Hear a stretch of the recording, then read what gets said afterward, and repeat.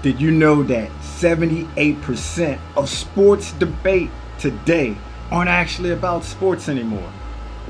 They've transformed into personality-driven narratives designed to trigger emotional responses. The entire sports media ecosystem now thrives on audience outrage like old school wrestling matches. Entertaining, but hardly authentic. In this video, I'm leaning, not rocking with it, but leaning with it all the way into this broken system. I've got five outrageous sports takes that would either have you nodding along in agreement or screaming at your screen. Try saying that 20 times fast. These deliberately provocative opinions will reveal why modern sports debate shows feel more like reality TV than actual analysis, and why we can't seem to look away.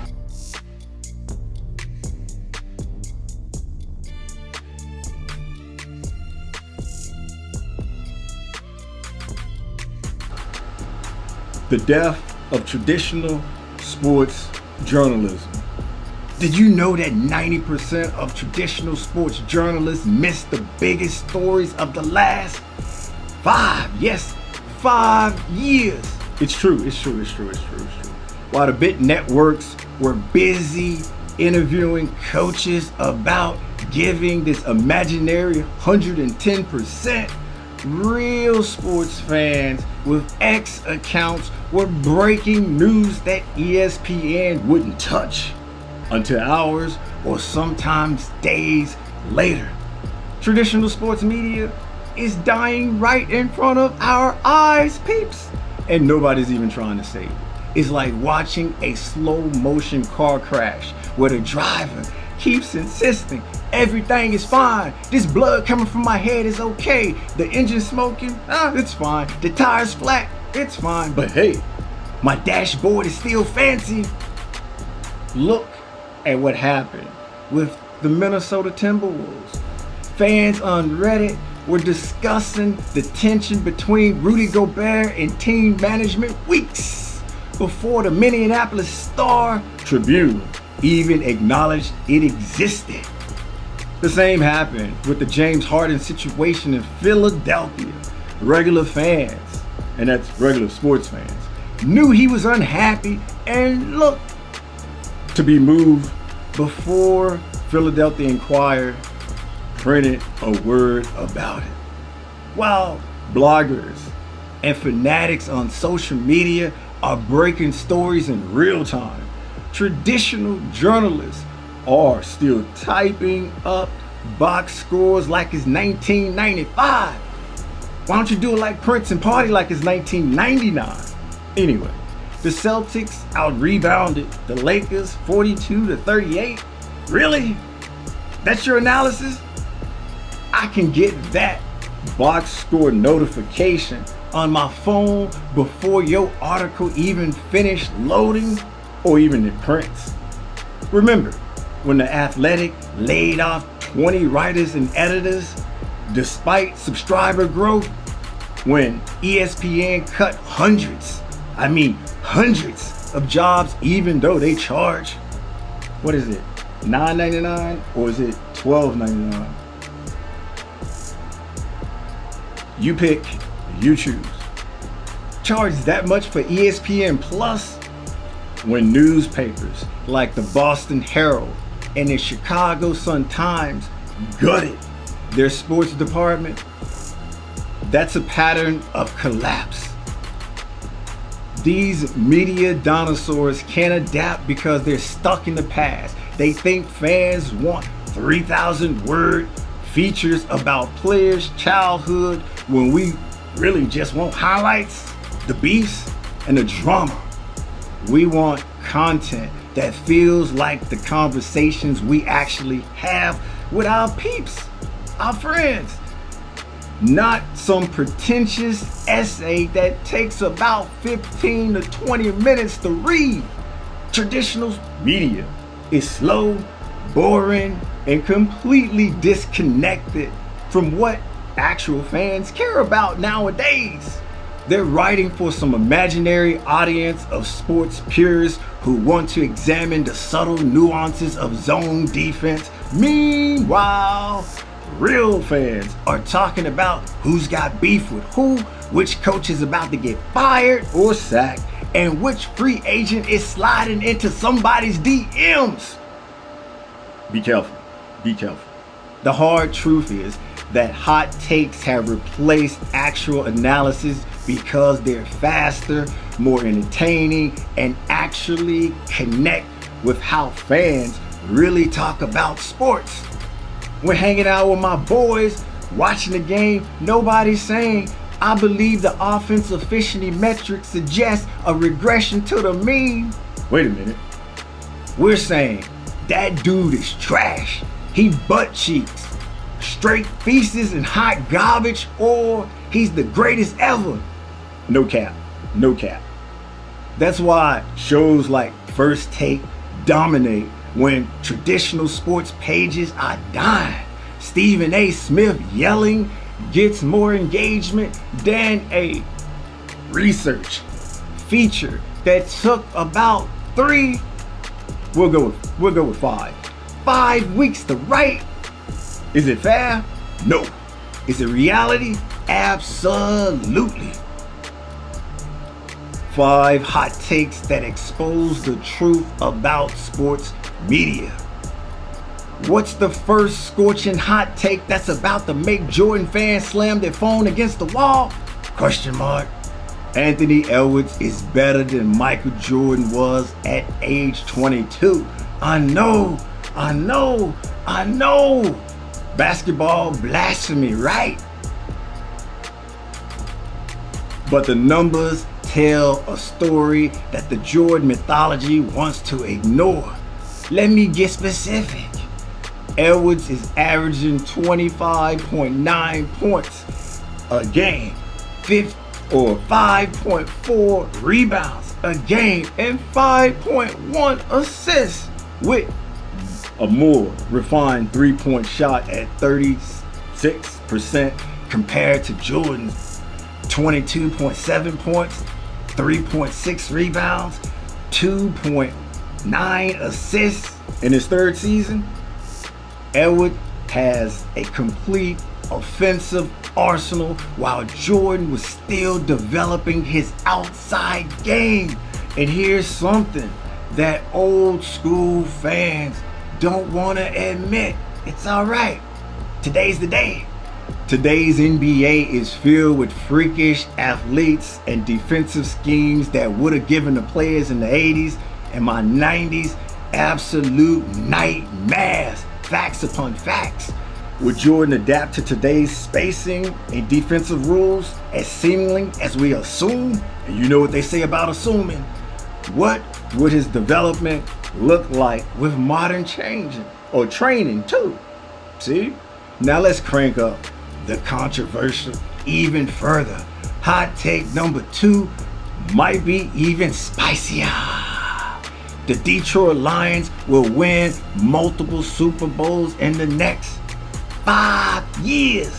Not one, at least 2. Their foundation is solid with their current offensive line development and the weapons they've assembled at skill positions. They've built something sustainable. The Lions are positioned to dominate in ways that would have seemed laughable just 3 seasons ago. Can any NFC team match their trajectory right now? My third controversial take. Tom Brady's legacy benefits enormously from playing in perhaps the weakest era of the AFC East competition we've ever seen. Imagine instead of facing the always rebuilding Jets, the dysfunctional Dolphins, and the inconsistent Bills for 2 decades, Brady had to navigate a division with Patrick Mahomes, Joe Burrow, and Josh Allen twice a year. What if he had to do that? Those 7 7 Super Bowl rings might look more like 3 or 4. And we're not going to even mention the cheating. How would we view the GOAT debate with that reality? Hot take number 4. Major League Baseball needs the golden at-bat rule right now. Picture this. It's the bottom of the 8th. You're at the ballpark with your family who's barely paying attention to the game because it's what they do. Suddenly, the manager signals for the superstar to step in with runners on base. The crowd erupts. Your family too. It's like watching an outdated silent film transform into an IMAX experience. Baseball is losing the battle against smartphones and short attention spans. This rule creates instant basketball buzzer beater type energy in a sport desperately needing those moments. Isn't baseball overdue for that kind of excitement? My 5th and final hot take is that ESPN has become so dominant in sports media that it requires breaking up. Their shift from journalism to debate shows have fundamentally altered how we consume sports. The entire landscape now prioritizes controversy over content. Get the C's right now. Get the C's right. Is ESPN monopoly killing authentic sports journalism? The real cost of hot take culture. Those hot takes we all love to hate. They're actually the perfect smokescreen. While we're busy arguing about who's the GOAT for the millionth time, the NFL successfully buried its concussion crisis for years because networks were terrified of upsetting their biggest cash cow. This wasn't by accident. It was by design. The leagues wanted to distract us by manufactured debates while they buried the stories that might actually hurt the bottom line. Just last week, I caught myself spending an hour watching retired players debate whether an incoming rookie quarterback was elite and can be elite after not even really playing in the league yet. Meanwhile, that same network had slashed its investigative team months before. This is actually how the system works. Think about it. Why would networks invest hundreds of thousands of dollars in a 6-month investigation that might anger their biggest business partners when they could just pay 2 former players to shout loudly at each other about games? It's business, and business is booming in the hot take economy. No fall off there. No fall off there. The NFL concussion story exemplifies this perfectly. You can throw CT in as well. For years, media outlets tiptoed around the issues because they feared damaging their relationship with the NFL. I didn't. There's historical documents that prove it. You can go and fact check them as well. But imagine being an executive who has to explain to the shareholders why you lost a $10 billion NFL contract because of a story ran about players getting permanent brain damage. The fear allowed the league to downplay the severity for years while players continued suffering. In baseball, steroids era followed the same pattern. I was guilty in that one. The media coziness with MLB let the scandal fester for years. Reporters who were buddies with team personnel wasn't rushing to expose their sources. The same happened with the NBA refs scandal and FIFA's corruption. These were systematic problems that took years to come to light because nobody wanted to rock the boat. Meanwhile, what filled our screens, you ask? Debate shows that cost almost nothing to produce. The math is painfully simple. Paying an investigative journalist, $85,000 a year, delivers less content and engagement than hot take artists who generate twice the clicks at half the cost. We're all complicit. Every time we click on, is LeBron actually overrated? Instead of reading about how your local team's owner manipulated city's official or paid them off into building them a new stadium with your taxpayer dollars. We're reinforcing the problem. The digital age has supercharged this ecosystem.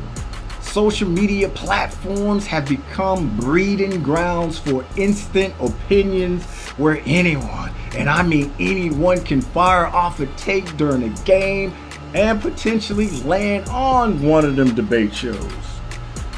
What's truly concerning is how this culture has infected every level of sports coverage. Even outlets that once prioritized serious journalism are pivoting towards provocative content. When serious sports journalism starts resembling debate shows, something, and I mean something, fundamentally has shifted and changed. Sports are a multi-billion-dollar industry affecting communities nationwide. When team owners operate without proper scrutiny, when leagues hide health risks, when corrupt officials influence games, that matters. The watchdogs we need are being replaced by entertainers, and the economics virtually guarantee this trend will continue. So, look. I gotta be real with you for a second. Look. I gotta be real with you for a second. This entire video, I deliberately designed those 5 hot takes to trigger a response. The same tactics I've been calling out. What's fascinating, as research confirms, is how younger fans are embracing this AI-driven, tech-enhanced sports experience. IBM's June study shows 58% of fans 18 to 29 believe AI will positively impact sports, while only 40% of fans over 55 feel the same way. Disconnect is coming. So which take got you fired up? The athlete worship, the analytics debate, and the bigger question: why are we debating these manufactured controversies instead of demanding actual journalism? Imagine a media landscape where substance trumps outrage.